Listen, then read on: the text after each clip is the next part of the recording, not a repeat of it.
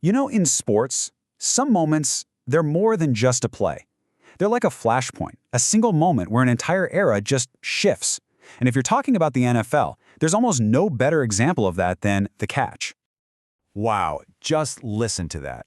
You can feel the pure electricity in that call, can't you? That's the voice of the legendary Vin Scully, and he's capturing absolute lightning in a bottle. But to really understand why that moment sent shockwaves through the entire league, we've got to rewind and see just how much history and pressure was packed into that one final, desperate throw. So, what exactly was the catch? Well, on paper, it's a 6-yard touchdown pass. Joe Montana to Dwight Clark. Simple, right? But the context? Oh, the context is everything. This wasn't just some regular season game. This was the NFC Championship, the final gatekeeper to the Super Bowl. And it happened with less than a minute on the clock against one of the most dominant football teams maybe ever. To really get it, you have to go back to that day, January 10th, 1982. This wasn't just another game. This was a throwdown for the soul of the entire NFC. I mean, this was a classic David versus Goliath story. On one side, you had the Dallas Cowboys. They were literally called America's team. They were a dynasty coached by the icon Tom Landry, and they'd basically owned the NFC for over a decade. And on the other side, the San Francisco 49ers, the upstarts, a team that honestly had mostly losing seasons in the 70s. But now they were being rebuilt by this genius coach, Bill Walsh, and led by his cool-as-ice young quarterback, Joe Montana. And the stage for this epic showdown was the infamous Candlestick Park in San Francisco. You can just imagine the energy in that place, packed to the gills with fans who were just desperate to see their team finally take down the kings of the conference. And just look at that final score, 28-27. It was a one-point game. This wasn't some blowout. No, this was a heavyweight title fight that went all 12 rounds and was decided by the absolute thinnest of margins right at the very end. Okay, so let's get to the climax. The whole game had been this chaotic, messy affair, which all led to one final season-on-the-line drive for the 49ers. Yeah, this was not a clean game by any stretch. The lead changed hands 6 different times. There were fumbles, interceptions. In fact, Joe Montana, the eventual hero of this story, had already thrown 3 picks. So it was this gritty, mistake-filled game which just cranked up the pressure on this final drive to an insane level. So this is it, the moment of truth. There's just under 5 minutes left to play. The 49ers get the ball, and they're down 27-21. Their Super Bowl dreams are just hanging by a thread.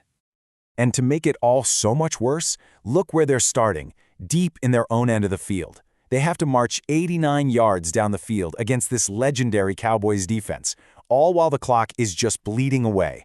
Talk about a monumental task. But this is where Montana earned his nickname, Joe Cool. He was just surgical. Methodically, he just marches the 49ers down the field, a pass here, a run there, a super clever reverse play that gets them into Dallas territory. They just chew up the clock until, boom, they're at the Dallas 6-yard line with just 58 seconds left, staring down a do-or-die 3rd down. This is it. The whole season, all the hopes and dreams of this franchise, it all comes down to this one single moment. So let's break down exactly how this piece of magic happened. Okay, so put yourself in that huddle for a second. It's 3rd and 3 from the 6-yard line. You have to have a touchdown. The Dynasty is staring you down from across the line of scrimmage. What play are you calling? Well, the call was sprint right option, and really it was designed for Montana to roll to his right and hit his number 1 receiver, Freddie Solomon, on a quick pass. The guy who would become the hero, Dwight Clark, he was just the secondary option on this play. But, like it so often does in football, the perfect plan immediately went up in smoke. Solomon, the main guy, slips. Just like that, the play is completely broken. Montana is scrambling for his life, with 3 enormous Cowboys defenders closing in on him, including the 6'9" Ed Too Tall Jones.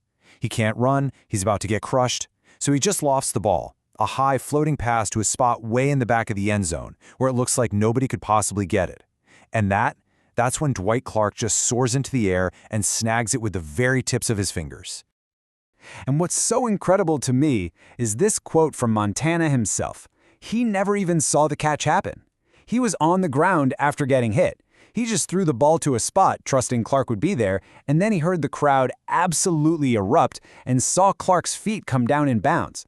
It was pure chaos and perfect execution all at the exact same time.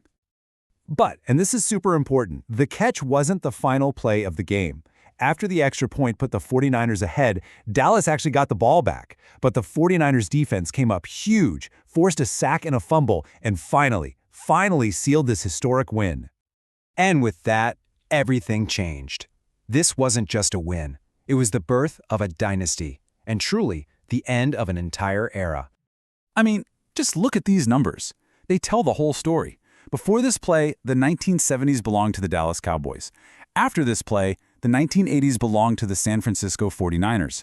The Cowboys wouldn't even make it back to another Super Bowl that decade, while the 49ers, launched by this single moment, would go on to win 4 of them.